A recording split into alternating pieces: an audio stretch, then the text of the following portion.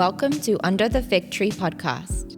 In today's episode, hosts Reverend Micah Glenn and Reverend Dr. Ben Haupt sit down with a special guest as they meditate under the fig tree. What's up? Welcome back to another episode of Under the Fig Tree. Ben, next time, open the podcast.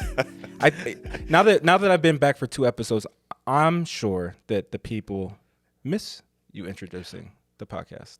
From the people that I have talked to since I've hosted, Got it? That is not the case. All right. Well, Although I did want to, I joked with somebody today that I was going to open the podcast with V Gates, which is German. But I'm not funny. this is why I don't let Ben open the podcast.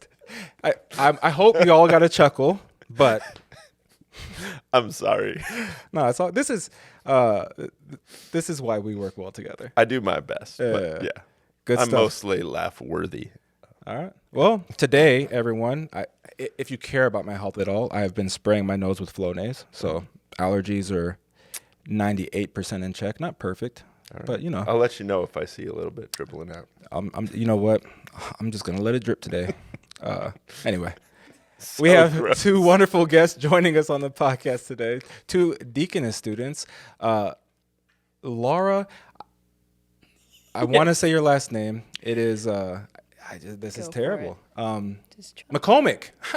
I got there. You got it right. Yeah. We're also joined by Alyssa. Choate. There we go. Not too long ago, it was Alyssa Leyenbauer from a long line of Leyenbauer church workers. Lutheran Mafia. Yes. Somebody has to be. Well, welcome to Under the Fig Tree. How are the 2 of you doing? I'm good. Yeah. Yeah. I said happy earlier this morning to Dr. Oswald, and he said, it's Lent. And I was like, oh, sad. It's sunny. It's a sunny day during Repentant. Lent. It's early in Every the day is semester, Easter. though, right? Right. So you don't have Kind of. tons of homework, maybe? It's starting to turn to spring. Winter is like, the snow is melting like in, what's that C.S. Lewis series that everybody loves? Narnia. Oh, right. Spring is arriving. Yeah. It's great. I'm not a big fan of winter. The listeners all know that. It's a very worthless season. And people who like snow. I love it. Well, anyway. So, good. It's good to have you both on the podcast. Hopefully we're not taking you away from too much homework and too much class stuff at the moment. Again, Ben said it's early, but yeah. No, this is awesome. I'm excited. I feel so official. I don't know. It's weird to hear my own voice in my ears in this capacity, but it's You know what's really weird is we've had a couple of visitors on campus, and I'll say something like, "Hey, welcome to campus," and they'll go, oh, "Are you Dr. Haupt?" And they know me just from my voice, Wow. and it's like, oh. And one person even wanted a selfie. I thought, wow. You've made I it. think I've officially made it. It's big time. And then people will ask to see the studio, and then it's like, Oh yeah, I'll show you, and then Yeah. like, oh, this is it. And I'm glad that people are impressed because they see this side of the studio. Right. But we are in the basement of a building on the seminary campus. Yeah. Our set is wonderful. Yeah. And if it weren't for this set, we probably wouldn't be recording this on video, Right. because who wants to see the rest of this basement? Anyway. There's a scary, I don't know, like what's The called mannequin? Adam. Yeah. No, so Yeah. It's like from a Doctor Who episode. it used to be standing up over on yeah. the other set with like a hat on. Right. And like, yeah, Interesting. catch your eye as you walk into the studio. I was like, Yeah, for sure. Mannequins are weird. They're creepy. Right. So, Alyssa and Lara, you're both Deaconess students at CSL. And how long have you been students here? I'm a second year deaconess. Yeah. I'm a first year, so since this fall. Yeah. And so tell us a little bit about the Deaconess program. We've had a couple of episodes where we've talked about the Deaconess program, but just to refresh listeners, or if we have some new listeners, tell us kind of the basics of the Deaconess program. How many years is it? What are the kinds of things that you study? Just give us a little overview. One of you jump in. Okay, well, the Deaconess program, it is two years of in-seat classwork And then we go out on a deaconess internship for a year. So kind of the parallel in deaconess world to the vicarage that MDiv students go on.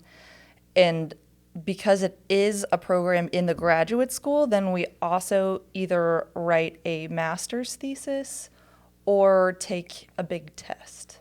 And at that point, we can receive a call and be certified. So one less year than the MDiv program. Yeah. What do I have to add to that? That was very well put. Tell us, Lara, about field work. So do you have responsibilities on Sunday mornings or outside of the classroom? Right. So it kind of varies from church to church. At my church, a typical Sunday, I might read from the lectionary, do the readings. We have these things, or we used to do these things called gathering words, which is like a little devotional before the worship service. So all the field workers will take turns writing and giving those. Children's messages are a new thing that I'm starting to get into. And then, not midweek devotionals, but Sunday school, Bible studies, that sort of thing. And then we kind of work with the youth whenever we can, but time is somewhat limited. So that's what our field church might look like. But we also have the institutional modules and the cross-cultural modules, which could be anything, really. For me, I was on life team for my institutional module. And then I'm still getting my cross-cultural module set up for this semester. But I think I'm going to be at a place called All Among Us, which is, I don't know much about it actually, but I know that they help women get out of difficult situations. Sure.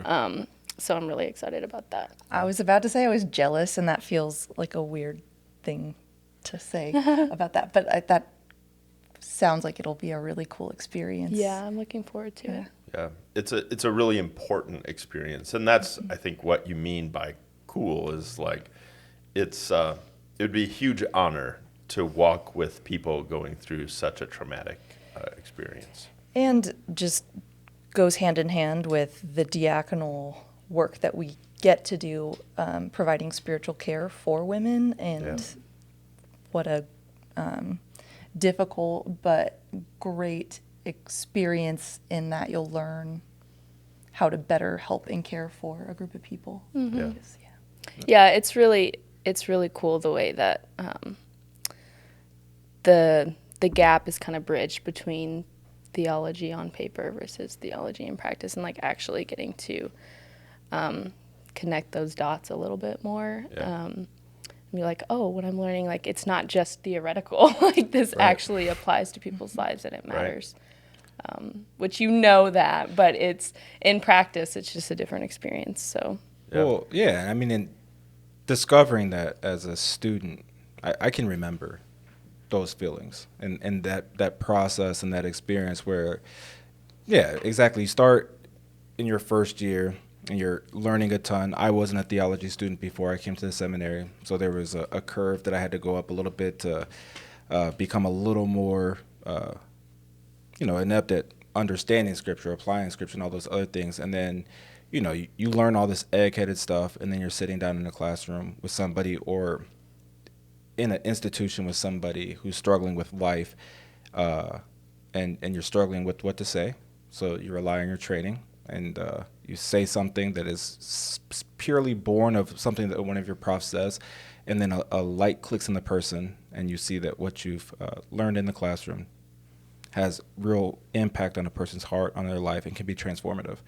And it's an incredible blessing, and it's an incredible gift to be called into ministry, to begin to study it, and then hopefully, that will convert into a call and church work, and that'll become life. I try to when I do my whole recruiting thing, and people ask me why I'm a pastor, and I always say a joy for people. I love people, and so where you could take a joy, something that you love in the world, and marry that together with your profession. Mm-hmm. That's where you find your sweet spot.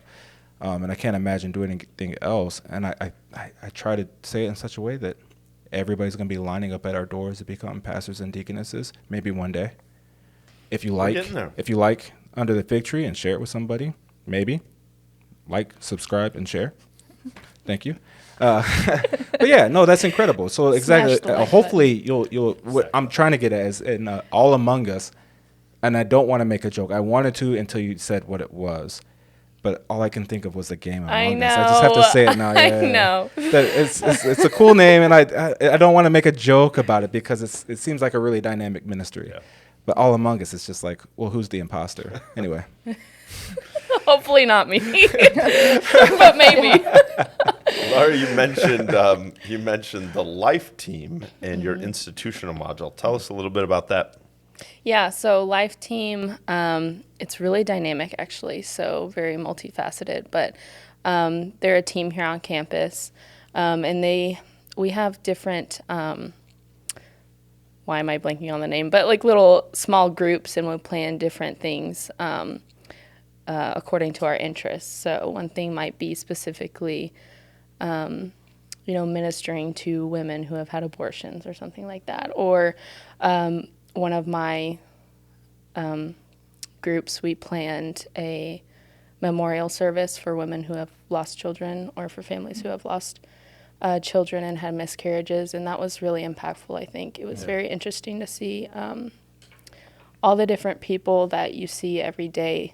That really hit me, and you could just tell that they had lost somebody really important to them, and they lost a kid, and like people that I work with or go to school with, and they're just really impacted by this memorial service. So that's something you don't think about all the time with like pro-life ministries. Like it really does reach into all these different areas of just valuing the sanctity of life all around, whether it be, suicide prevention or anything like that, any sort of life issue. So it's really dynamic. They do a lot of different things on campus, but that was the main thing that I did last semester was the miscarriage memorial. Yeah. That's it's a diaconal ministry deals with what we call mercy ministry, and sometimes it's heavy, and yet people that are going through really heavy things in life need somebody to walk alongside of them and give them hope, or simply to walk alongside them and say, you're not alone in your suffering. And that's a beautiful and amazing thing. So I'm interested in hearing what made you come to Concordia Seminary. We usually ask our guests, what was the path like going into ministry? But you're students, you're not in the diaconal ministry yet, but you do have some kind of story for how you ended up here. So I'm interested in hearing from both of you. What was that story like? Well, for me, I joke, right? I grew up in this very Lutheran ministry family. My dad was a Lutheran pastor. My mom was a Lutheran school teacher. And so from a young age, I knew I wanted to help people, and seeing what my parents did, it was kind of, well, I'm going to go into some kind of Lutheran ministry. So I ended up going to Concordia, Nebraska, and was pre-deaconess with, I was going to do psychology as well, and do both of those programs. And then I had this moment where I was like, what are you doing? You know what church work is. You know it can be hard. Nah, you don't need this. Serving God is just as valuable in vocational work. I am going to get my bachelor's of psychology, and I'm going to do counseling. That's what I'm going to do. And so I joked that I have my Jonah moment. Sure. And so I ran away, not to Tarshish, but Tulsa. And I ended up doing a bunch of odd jobs, actually. I worked at a residential treatment center. I managed a bar. I worked at a tornado shelter business. Why Tulsa? A boy that's not Rob? I'm just messing. I wanted to be a nun before I met Rob. Well, it was just a really weird kind of set of circumstances that makes me sound too like withinist, But I was kind of miserable working at, well, when I was managing the bar, so that was before Sure. Tulsa.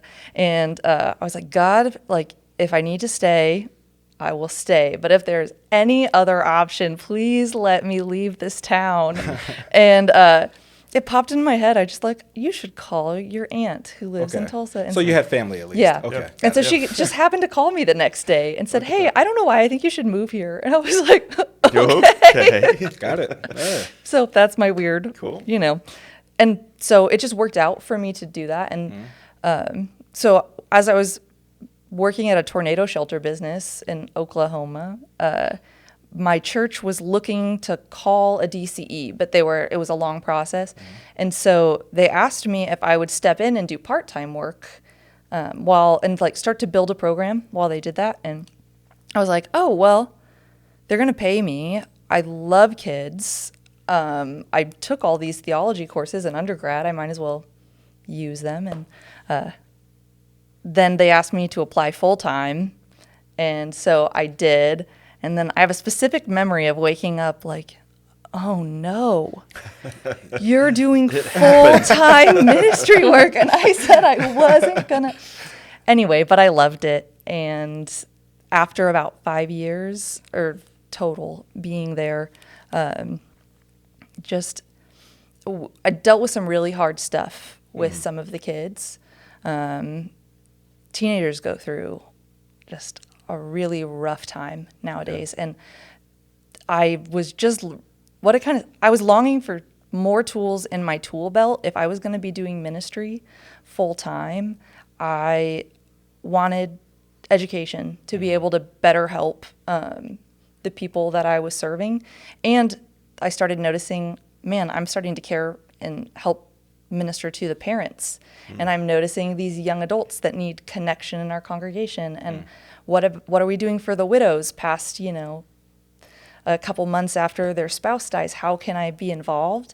And so my pastor and I started talking. He's like, I think maybe the Deaconess program. So Sure. So how long was it from the time that you graduated college until the time that you started working at the church? A couple of years? it ended up being about a year, I think. Yeah. It seems like I have a lot of, I know a lot of students that graduate college and then they just need a few years to sort of try on life and figure out where are they headed next. I think that's a common experience. So would you say if you graduate college and you don't yet know exactly what you want to do with life, don't freak out. It's going to be okay. A plan will eventually come to fruition. I very much think that. I think that God can use you wherever he puts you, wherever you end up. Yeah. And I also kind of joke that if God wants you to end up in ministry, he's going to get you there. Yeah. And so if you don't know what you're doing, it's okay. Well, not only that, I refuse to call myself a second career guy. Mm-hmm. I may have had a job with benefits before I went on and finished my degree and came to the seminary. Was it a career? Who's to say? I wasn't. Anyway, I almost put an age cap, and then I was going to trigger people. But those experiences of 6 years before from graduation to becoming a student here, it's going to be critical, and it's going to feed into how you can help people in different scenarios. Not saying that everybody needs that 6 years, but I tell people all the time, had I gone to a pre-seminary program straight out of high school and come to the seminary when I was 22 years old, they never would have certified me for ministry. They would have failed me out, and maybe years later would have let me come back and try the program again. So that before I started the process, failing a little bit can be a good teacher. I'm not saying you failed. No, well, but I think for me, yeah. I've said the same thing. I think if I would have, God could have still used me if I would have come directly after undergrad. But I think I kind of, for me, those years of maturing and learning lessons, I think shaped me to take this step. I was I was watching The Hobbit again last night, and Which one? The first one, An Unexpected Journey, and I'm going to use this in some Bible study stuff that I'm doing with some college students in Iowa here coming up. Hopefully they're not listening, and I'm spoiling it for them. But Gandalf comes. For those that aren't familiar with the show The Hobbit, Gandalf, this wizard, comes, and he knows the plan that he has for Bilbo, even though Bilbo isn't entirely on board with the whole idea. And it takes him quite some time, and Gandalf just remains confident in who he wants to put in this position.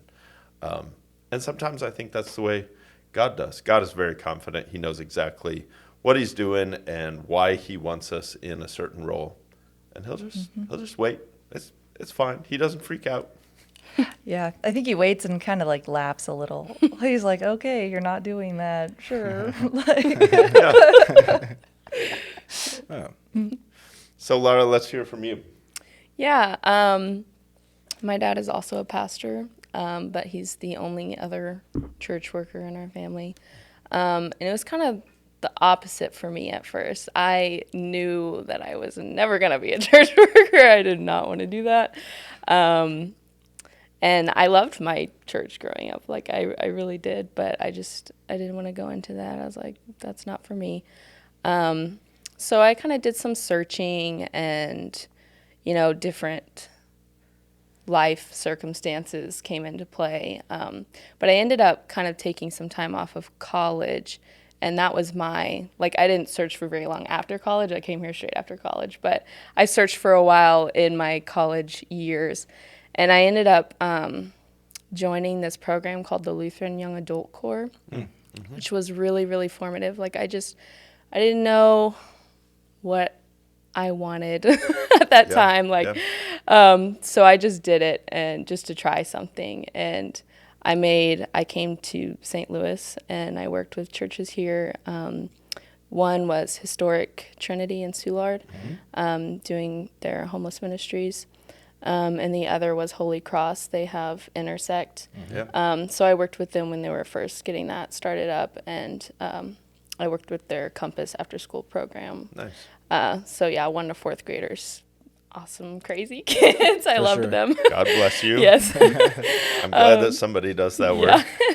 And then I loved it so much that the whole group of us that were together that year asked if we could reapply and do it for the summer too. So that's what we all did, and we got put with Extreme Faith. They're connected to, they work out of St. Trinity in South City, and they host mission teams. And I just really loved that so much, and it kind of opened the door to church work for me, and I started to think more about mission opportunities and that sort of thing. I really wanted to jet off somewhere and get away from America. Like, I love different cultures, which is why I ended up choosing cultural anthropology for my major. But and where was that? What college?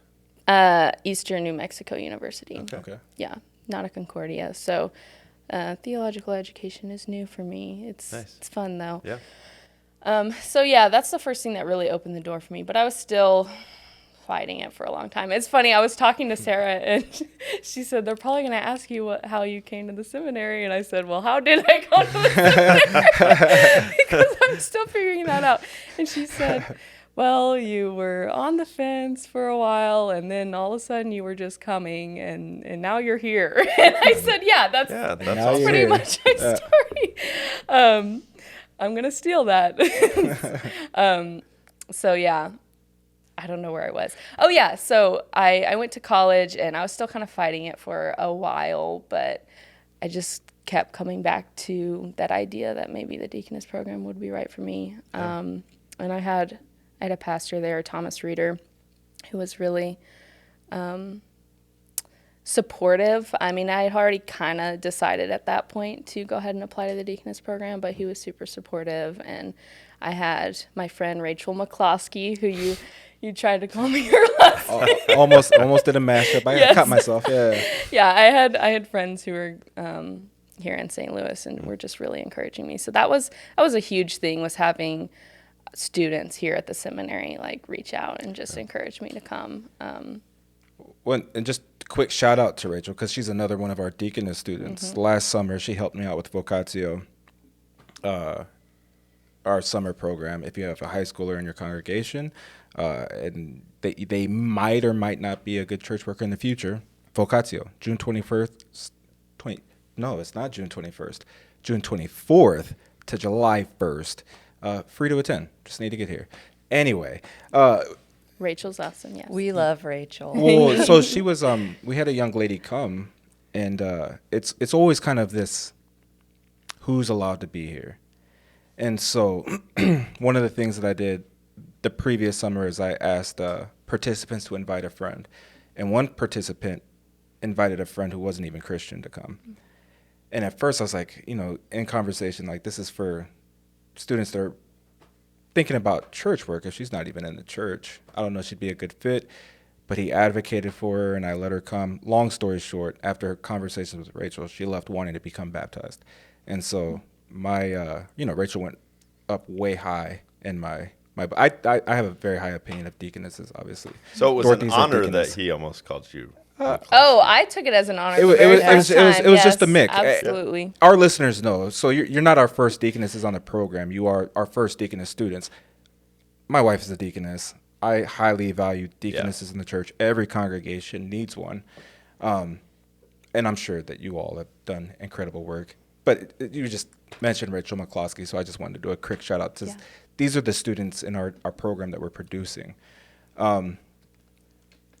Sorry, I jumped in there.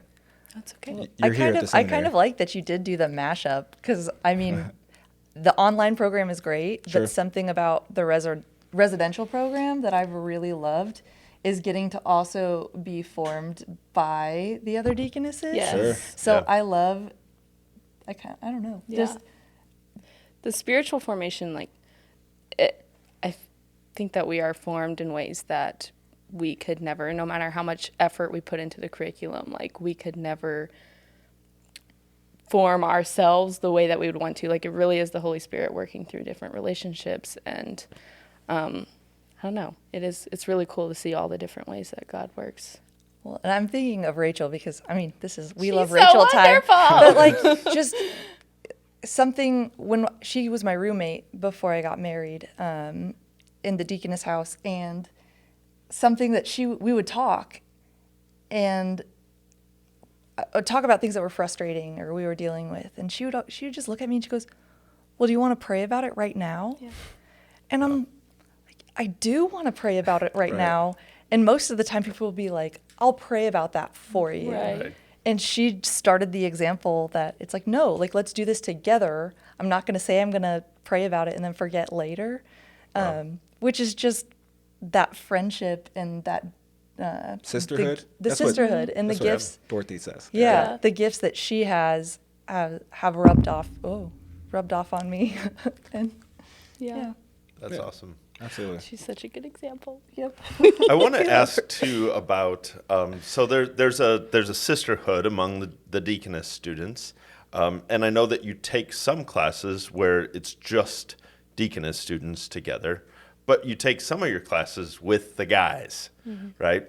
And Alyssa, you have a brother who went through here a few years before in the MDiv program, and knowing you, I think you give Andrew a pretty good run for his money. Now, he's going to give me a hard time, and the next time I see him, which I hope he is at least listening, that would be the good brotherly thing to do. So I'm just going to say for the record that Alyssa gives Andrew a run for his money.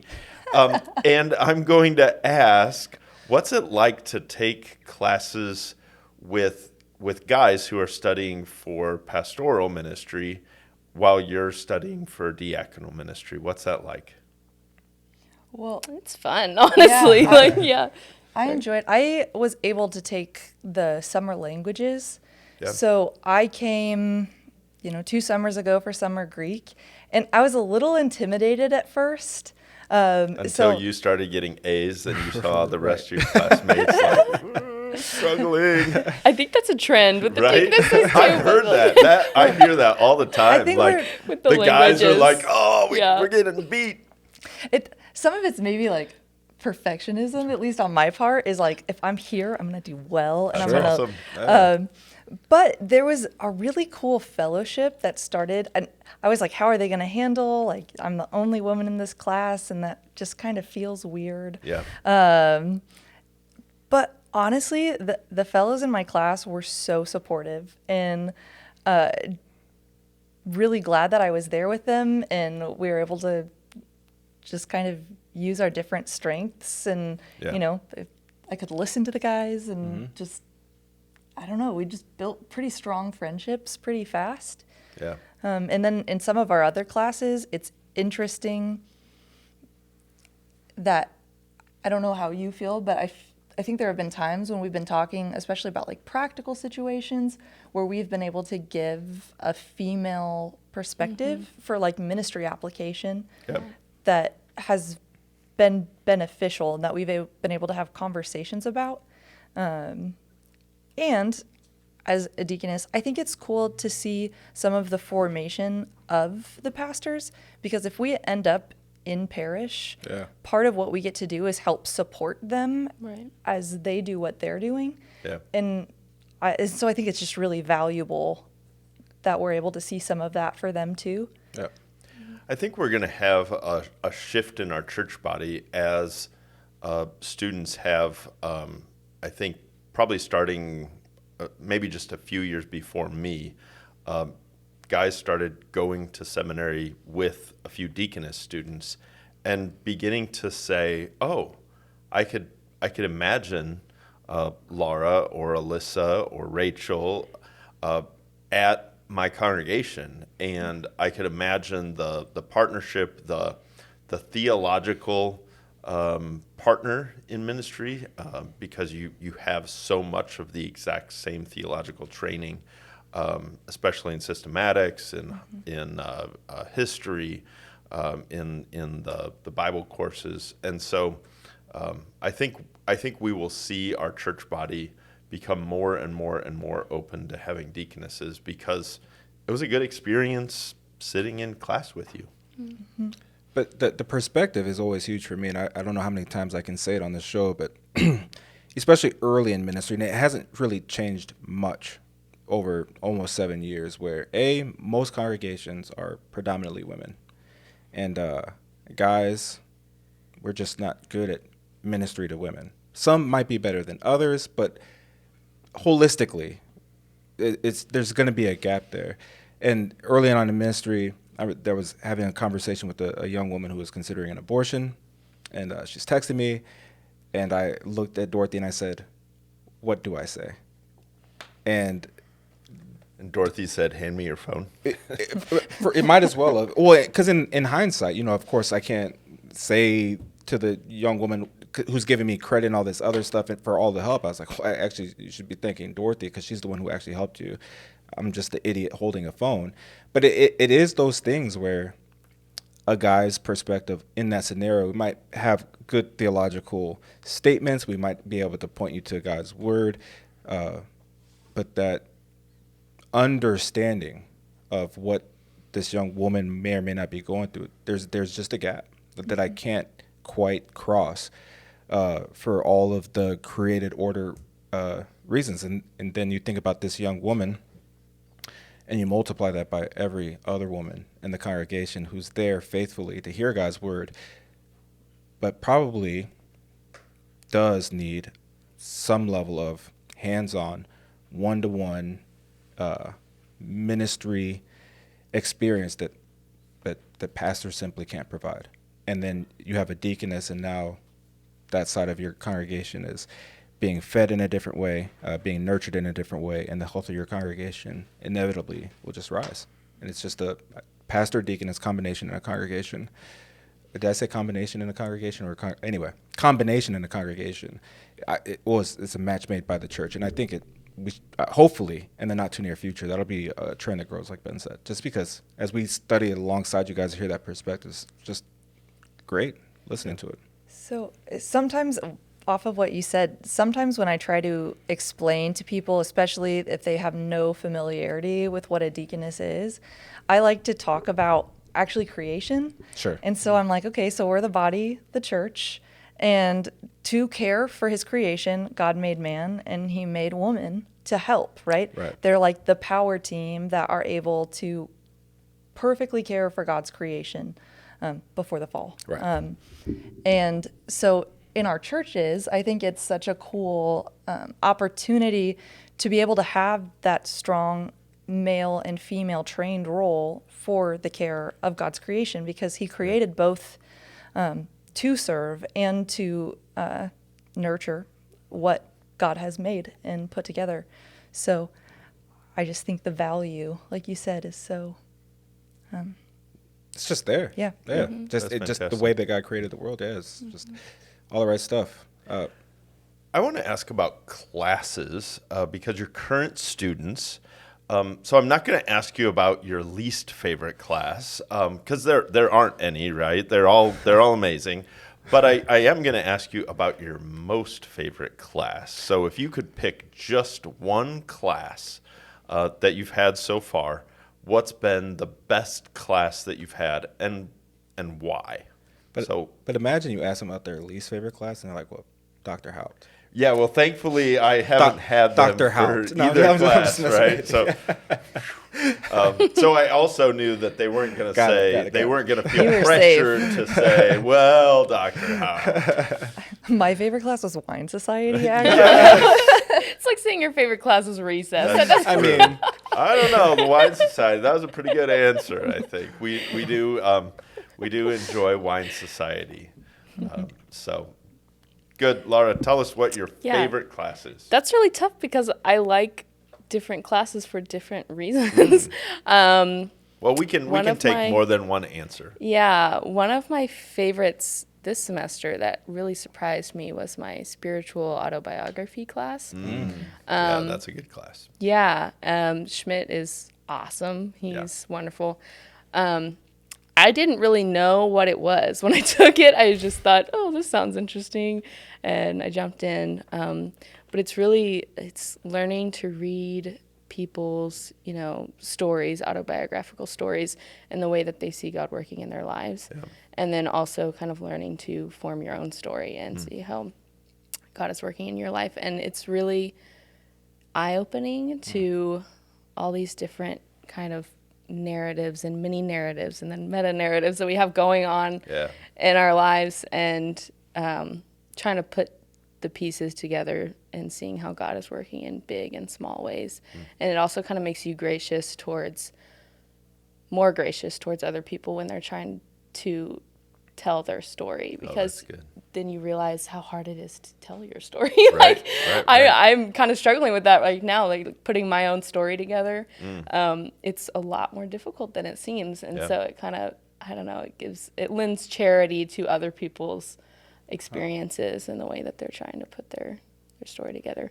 And what books have you read for that class? Because I always hope at least that our listeners are listening and making a book list of things that they should read before they come to seminary. So what have been some of the fun books that you read for that course? So far, we've read St. Augustine's Confessions, classic. One of the best books ever. It was, that was the first time I actually read it through, and it was very good.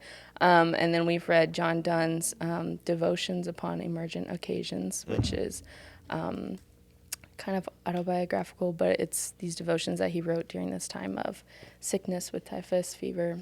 And then we just started reading Seven Story Mountain by Merton, and that's been really good so far as well. Very different from Confessions, that it's a little easier to easier to digest. Right. But I have Thomas Merton on my shelf, but I've never read it. I need to. That would be I read Confessions last Lent, actually, for my Lenten devotions. But awesome. So spiritual autobiography. Yeah. And that's one of the more, it seems theoretical, but it's actually quite practical. And I'm kind of taking some things that I'm learning from that class and applying it to my other practical class, Spiritual Care in the Word. And we've been learning how to do active listening and counseling with people. Yeah. And it's actually helping in that realm as well. Oh, yeah. So, it's interesting to see how the classes kind of fit together as well. It's so exciting. It almost makes me want to like go back to school and take another class. You say that. And I love all my classes, but man, the work and the work. I'm just messing around. We have conversations about workload and PhD coursework, but I wanted to, before Ben distracted me, ADHD, right? Mm-hmm. I imagine that the course, is it spiritual biography? Yeah. Because Dorothy's in that class. Mm-hmm. Is she in that class with you? Mm-hmm. I was going to say, I imagine, at least for other people's story, writing our own biography can be difficult sometimes, but with the background in cultural anthropology, it seems like it might be quite natural for you to hear, listen, and try to piece together important things that people are saying. Yeah, and it's interesting to hear like anthropological theory and speak here on Seminary compared to in my secular university is very different. And, I feel like we didn't get into all that much theory. Sure. Lots of smaller facts whenever I was in university, and we didn't start getting into the theoretical until like my senior year, right. Which was really too bad. But yeah, it does kind of play into my natural interests a little bit, so it's really interesting. I took exactly one course last term on cultural anthropology and Christian perspective, so naturally now I'm an expert. But reading like ethnographic work, in fact, especially theory of the power of narrative really grabbed onto me, and I was like, man, hearing people's stories and letting people say their story in their words and actually hearing how they tell their story as opposed to assigning their story is such an incredible thing that something we should all learn from. Right. Listening to other people's stories and letting them have meaning for their lives as opposed to saying, well, this is what this means for you. I think it's really, really great. Awesome. Any other courses beyond? What was I loved my interpreting the word class last semester. That was a lot of fun, actually. So tell us about it. What's fun? What was fun about it? So that was my introduction exegetical course. And I had not taken Greek. So Dr. Golden did his best to make it work for those of us who hadn't taken Greek that summer. But I just really enjoyed it. I don't know. I like languages. I didn't take Greek because I didn't want to be here that summer. Like, I couldn't get here that quickly. Sure. So, right. For deaconesses, you don't have to take the Greek or Hebrew. You can if you But like. honestly, I would recommend it. Like, it really does. From taking Hebrew, it does make a difference. And whenever we were in our exegetical class, I was just like, man, I wish I knew Greek because this would be awesome. But you still, you get so much knowledge even without it. But yeah, it was interesting to see how an exegetical study would be done, and just feeling a little bit more confident reading and interpreting scripture, because that's new for me on the more professional level, I guess. I don't want to call it, I mean, it is a profession, but like to be more of an authority in that realm, because I know people will be coming to me with questions. So yeah, that was awesome. Cool. So Alyssa, how about for you? I like that course too a lot, but I'd say it's hard to pick a favorite, because again, there's favorites for different reasons. I really enjoyed my ethics course last year. I think the class name was something slightly different for Deaconess students, but it was taught by Dr. Bierman this go around, and the idea about, right, like, so we have law, we have gospel, but what does it look like to live out our faith? And what are we as Christians doing to do what Jesus tells us in the Beatitudes, right? And actually live out what he says, not just sit on our laurels of grace, which is, grace is fantastic, but what do we go as redeemed Christians, like how are we serving our neighbor? Yeah. And that was, I think, extremely helpful. We read a lot of good stuff. So we read Cost of Discipleship by Bonhoeffer. We read some Hauerwas. We read some, I'm trying to remember, it was Common Callings and Ordinary Virtues. I'm trying to remember that was the title. I'm trying to remember actually who the author was. It's not Robert Benny, is it? I don't think so. We actually did read we read some articles by him as well. But it just gave you really interesting perspectives about how Christians do their faith, live their faith to serve neighbor. That's awesome. And so that was really fantastic. I also did an independent study with Dr. Orlowski, which was fantastic. It was so hard because I'm not a researcher. I love learning things. He is, though. But he is a researcher, and he's gonna what was really cool is he was gonna push you to reach your potential. So he's like, you can do this. Wow. You can do these readings. You're gonna write me a very beautiful paper. I don't know. I'm not saying it was beautiful, but it's going to be correctly formatted. It's going to be, academic language. And I was really apprehensive, maybe, but he was also very supportive and instructive through the whole process. Yeah. So thinking about writing a thesis in the future, it was also a good test run. So what was the topic of the class? So we started out just looking at women in the early church. And the paper I ended up writing was looking at singleness in the cult of virginity in the early church, specifically looking at women to see how actually, in spite of the weird cultural taboos, right? So they had a lot of weird philosophical ideas about what was woman, what is feminine and what it means to be feminine and masculine, and just women's role in culture, whether you were in the West or in the East, just kind of the difficulties that were there with being female, and still how the church actually supported ministry positions, respected ministry positions, for women, and as a very important female part of the church and conversation partners for a lot of the respected church fathers. So it was so cool. Yeah, that's awesome. I learned a lot that, who knows, I'm thinking of taking some of that in future thesis work, but. That's fantastic. I'm sure that your mother-in-law probably did a little bit of work in early church. She certainly did. Cheryl Nauman did a little bit of work on Phoebe. That's the name of the book. That is, in the Footsteps of Phoebe. Footsteps of Phoebe. But yeah, there is. I love the early church. That was my PhD, and so that's fantastic.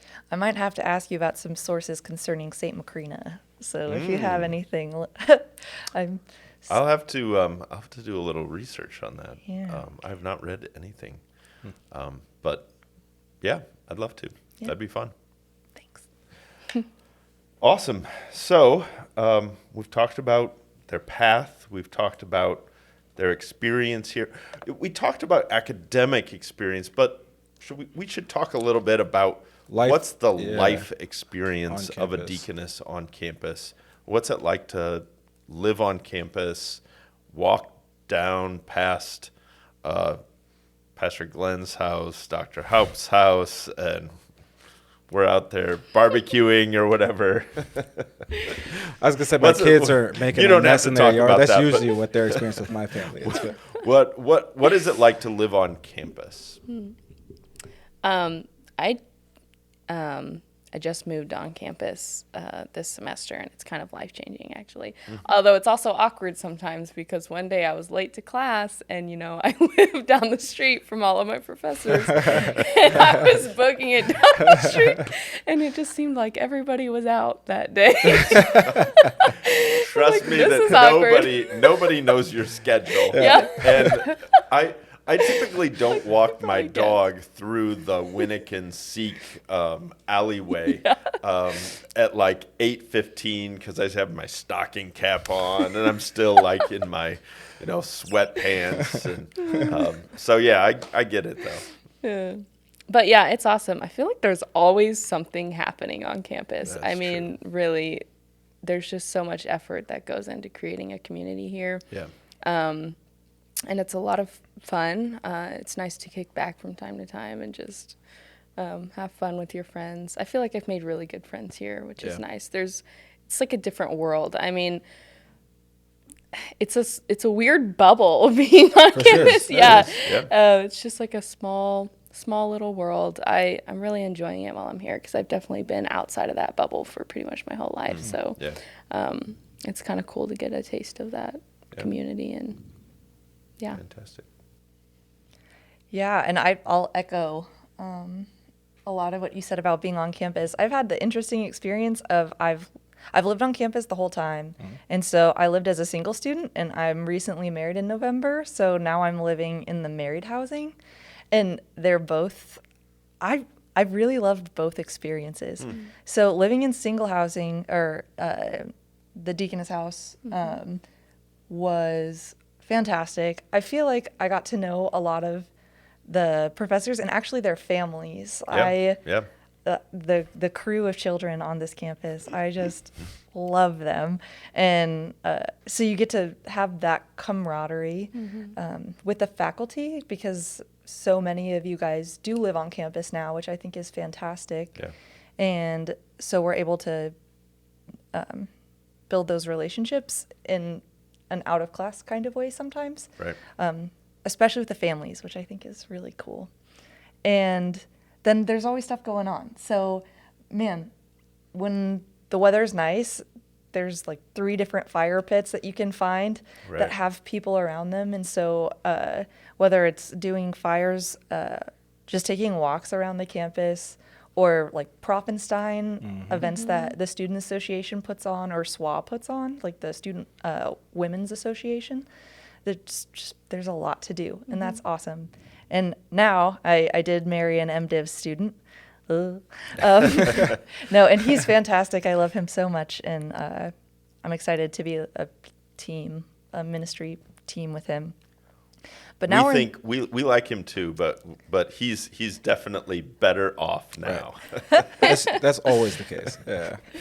We strengthen each other, right? Yeah. Yes. But now we're in the woods in married housing, and that's a different kind of experience, which is really fun as well, especially now that it's getting nice outside. So it's so communal. Like, you go outside and like just... everybody's having their kids come play at the park. And we're right by the park. And so we just, like, the other day I went outside because my sad plants from it being winter that I had to take inside, I was repotting a bunch of them and getting in the mood for spring a little early. And my next door neighbor was outside painting a picture that she found in the dumpster that she was repurposing. Wow. And so we just started talking, and I was going to lend her a paintbrush, and then we like swapped plant stuff. And then her kids came over, so I like taught them about what I was doing and had them help me. And it was like, family. So just very communal, which is I've loved. Yeah. Yeah, that's really important to us. President Ager recently was asked about some of the some of the top reasons to come to Concordia Seminary, and community was in that top 3. It's really important to him, and I think it's really important for ministry in our crazy world, because people are so hungry for relationship, especially relationships with people that you can trust. Yeah. So yeah, fantastic. Yeah. So living on campus, being here, the anything else that you want to say about the student experience outside of the classroom? I feel like I'm missing something key, but I don't know what. Well, this is a test. We'll let you know of your grade after. Right. Yeah, I don't know. Come, it's great. It's a lot. Like, I don't know what I expected, honestly. Sure. But somehow it's different than what I wasn't expecting. I don't know. Sure. There's just a lot going on all the time, but it's actually really wonderful, and it's a lot more than I hoped for. So, Yeah, I'd say it's been an unexpected amount of fun yeah. being on campus. Yeah. Would you say it's been an unexpected journey? Ooh. Well played. Full circle. Yeah, that's what we can just, title this episode. An unexpected journey to Deaconess ministry. Fantastic. Yeah. Well, we should probably get to our fun little bit called Ripe for the Pickin' or Leave It on the Tree. And while Mike is getting up his list, I will just say to our listeners, if I stepped on any toes last week, I'm sorry about that. Sometimes I get a little overzealous when I'm talking about cats, and I know that people love their cats, and in the same way that I love my dog, she's brought so much joy to our life. So they are not worthless creatures. They are good creatures of God, and I'm sorry. How about that for a internet apology, right? Hey, listen. I don't want to get canceled. I was gonna say you were on you your had way. your first selfie and your first internet apology. Like, look at you go. all in one episode. Oh man. Anyway, I'm not gonna get myself canceled. There you go. There you go. All right, you gonna start us off, or do you Sure. want me to? All right, go I for can. it. So ripe for the picking or leave it on the tree. Carrot cake. I say ripe for the picking, depending on the carrot cake. I've had bad carrot cake. I'll leave that one on the tree. What's bad carrot cake taste like? That's a good question. An actual it's like carrot. Like dried out? Yeah, I think maybe dry Yeah. and just, I don't know. You know it when you taste it. Yeah, I'd pick it. I'm not a big cake person, but Yeah. if I'm gonna eat cake, the carrot cake with like the cream cheese. I know, yeah. anything the with cream cheese good- frosting. oh. It's like, Right? And it's a little Sold. spicy. A little yeah. different. Spicy? Yeah, like there's got, like, the lots of spices, There's like- lots of like. Oh, Not okay. not heat spicy. Yeah. I thought like Chipotle carrot. Yeah, you don't put jalapenos in your- sriracha on okay. your carrot cake. Weird. I'm almost allergic to spice. Our whole team knows it. They just laugh whenever I even get close to spice because I just start sweating. But yeah, carrot cake for me is absolutely ripe for the picking. I love carrot cake. The icing is good. Yeah. But have you seen that episode of The Office when they get a carrot cake for the party? No. What And season? What? It- Yeah, it's- wait. so it's But I beyond don't Mike. remember It is it. beyond Michael's departure. I think it's maybe Oh, then no. season 8. What's the context? We don't need to talk It's about okay. The Office. Long story short, Kevin is like, there's literally vegetables in the cake, and he's not going for it. It's Kevin not the that broccoli eater. It- That was one of the best. it's not terrible, but it would be my last choice of cake. Like if we're going to like a party and somebody's like, there's cake, and the cake option is carrot cake, it's a little disappointing to me. Oh man. But I don't like to be rude, so I might eat it. It's not like it's gonna. If there's cake, I'm going for it. You'd rather have vanilla with like 100%. I'll take a Okay. yellow cake with regular, not frosted icing. That is a waste of creation.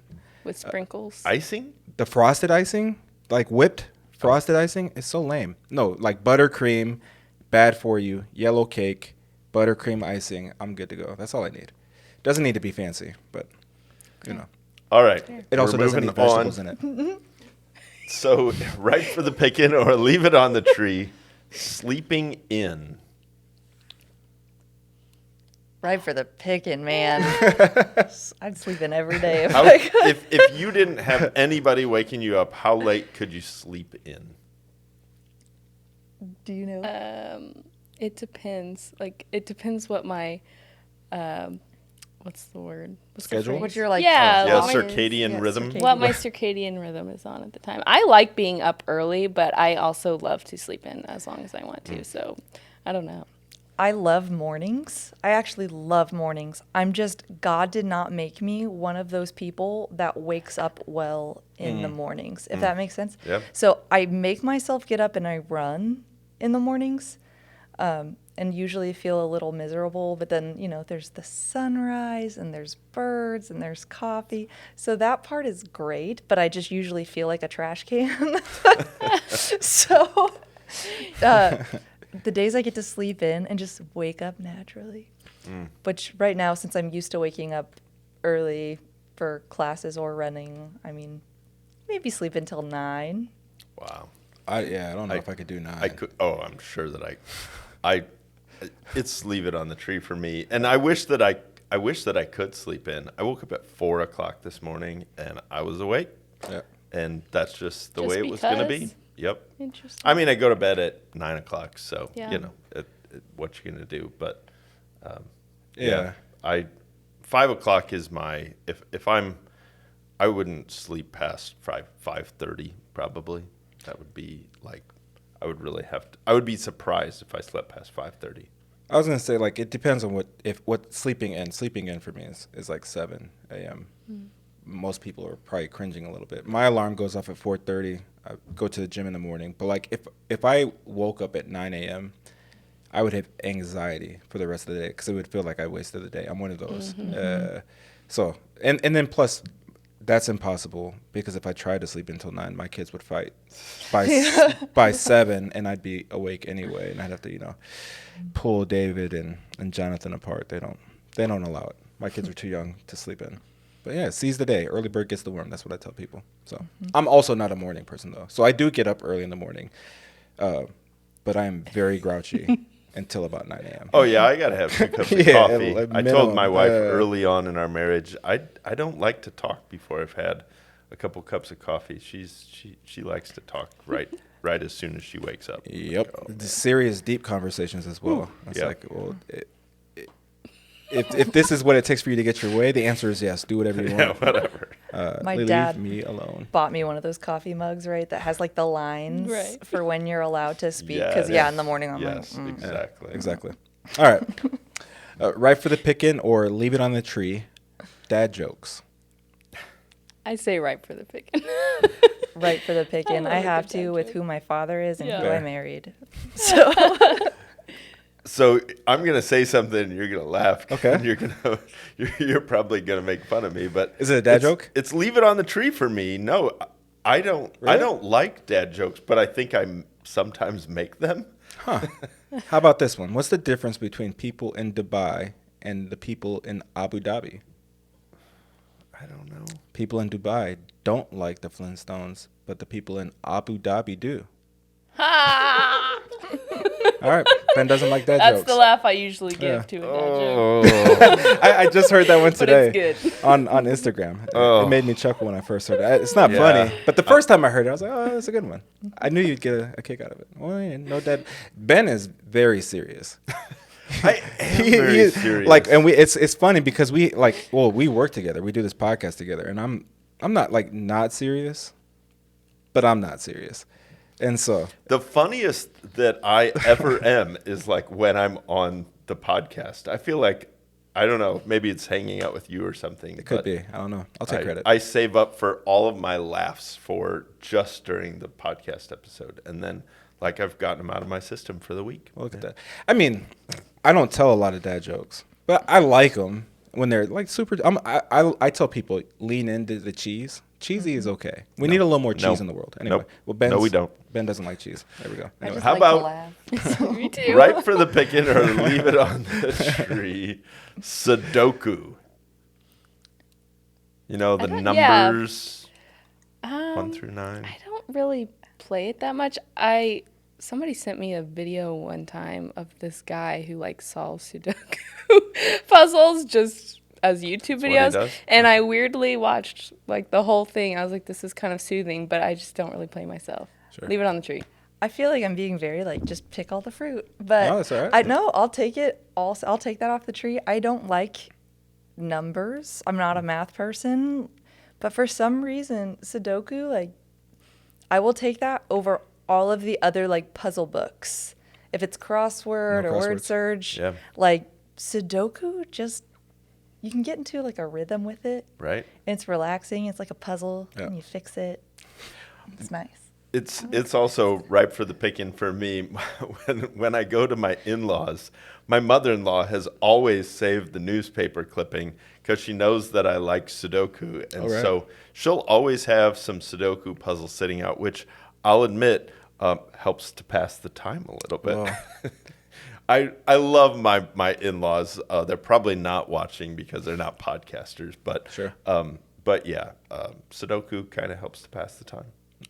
Sudoku's very right for me. I have a Yeah. Sudoku app. Yeah, you're a math guy, right? Yeah, it's like when I'm traveling, if I'm on a plane, I'll put some music on in my that's ears, good. and I warm up with the medium, skip to the hard, and then rage Wow. on an I've expert. never used Sudoku as an app before, but I think I'm going to. That It's sounds super. well, not fun. only that, you can judge yourself against other people because it'll be like only man. like 50% of people can solve this one. It's like, well, I'm about to be one of these Right, 50, and then yeah. you solve it, and then it'll tell you like how fast you did it compared to other people. Oh, exactly. very Like you competitive. solved this one I'm faster down than for this that. percent. Exactly. It's like I am so much better than Legit. other people in the Yeah, world. yeah. Just to like. Brag, anyway. Oh to man, brag. I'm at like the 98% of people could have solved this, but I'm happy.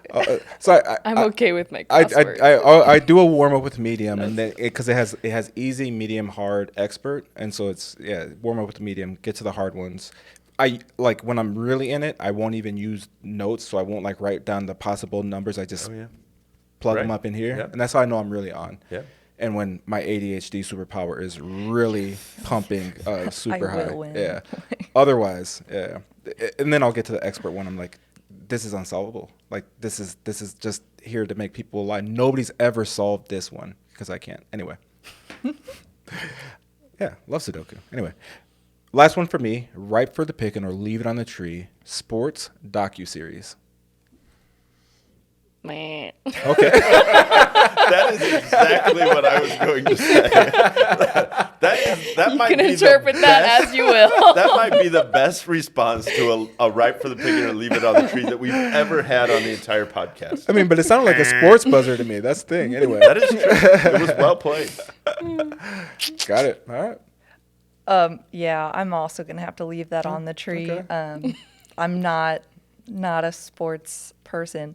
I will say they have value in that my husband is a sports person, and he's getting mad because I like to watch shows very slowly. Oh, sure. And he started watching, we're watching the same shows, and so he can't watch them if I'm not there.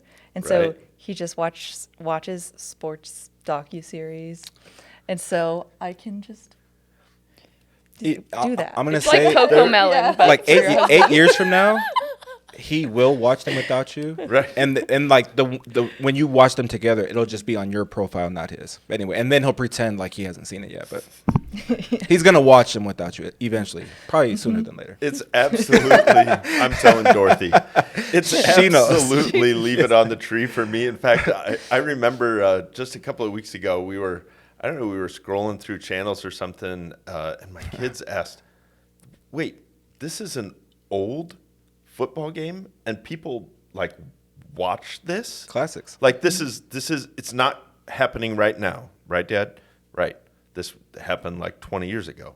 And they're like, why would somebody watch a game that happened 20 years ago? Don't they already know what happened? And I was like, yeah, I don't get it either. I mean, it's for the highlights and for all these classic moments, but yeah, the whole sports thing is just lost on me, as our viewers and listeners know. I was a little more nuanced than what you just described, by the way. So a classic game has little value to me because of all you said. You've seen the plays if it's a highlights thing. Sports docuseries is more like BTS, behind the scenes. Sure. Like Michael Jordan, Netflix, not Save the Last Dance, that's a movie, but The Last Dance.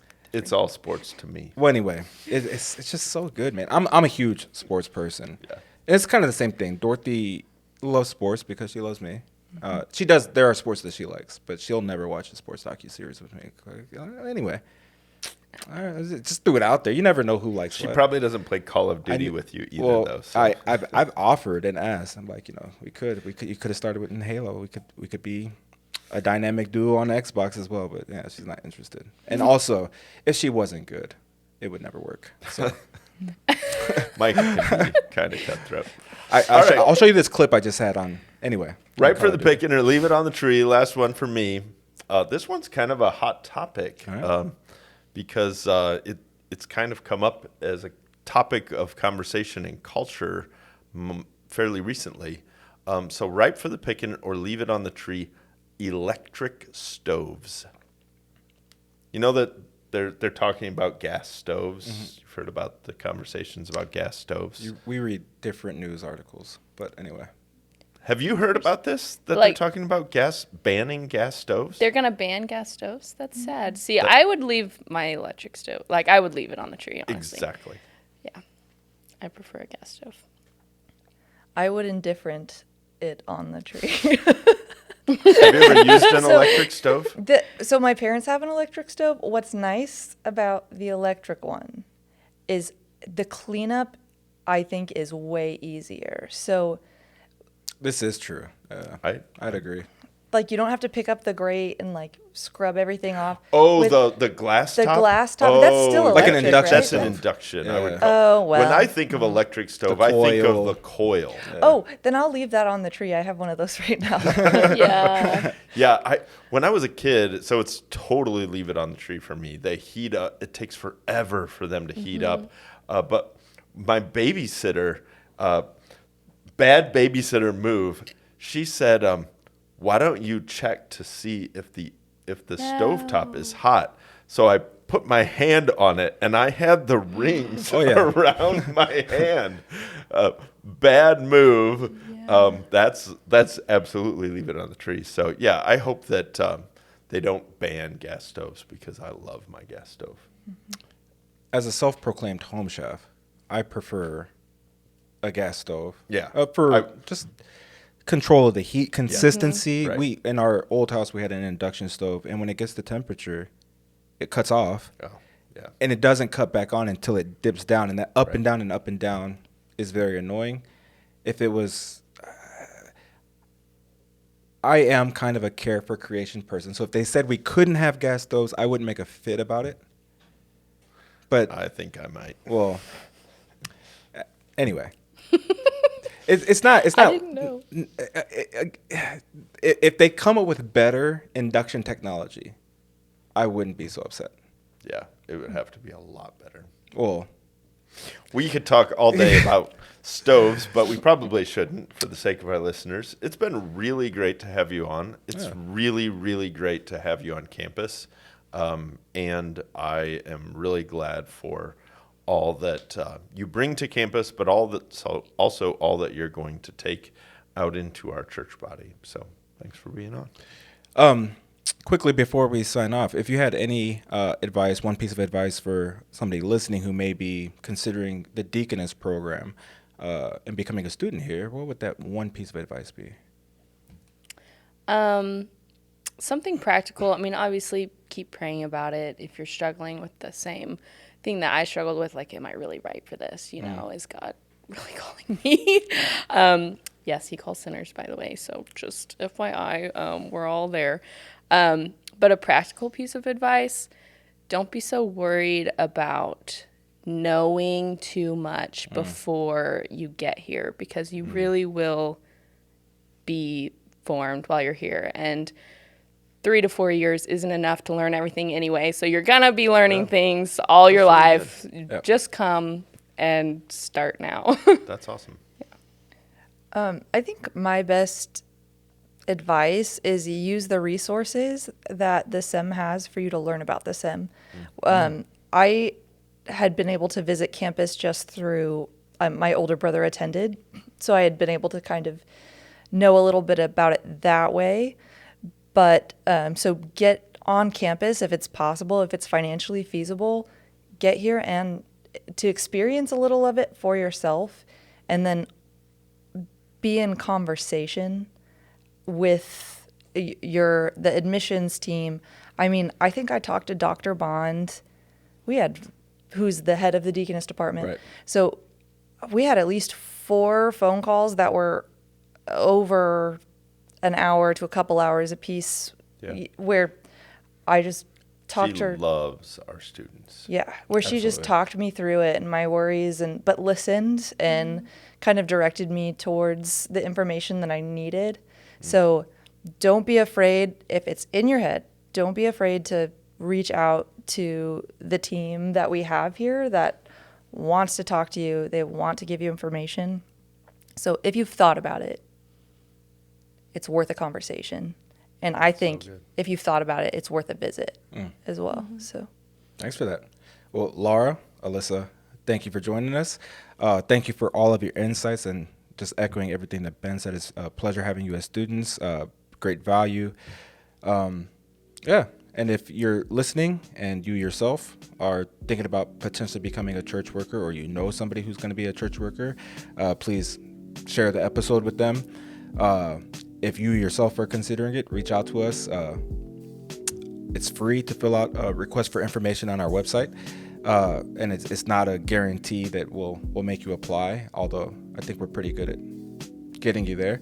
But if you know somebody, don't just think about it. Make sure to tell them, because you might be the person that encourages them to take that next step, to go on, to apply, become a deaconess, become a pastor, and who knows what they might do for the sake of the body of Christ. Well, thank you for joining us today, and we'll see you next time under the fig tree.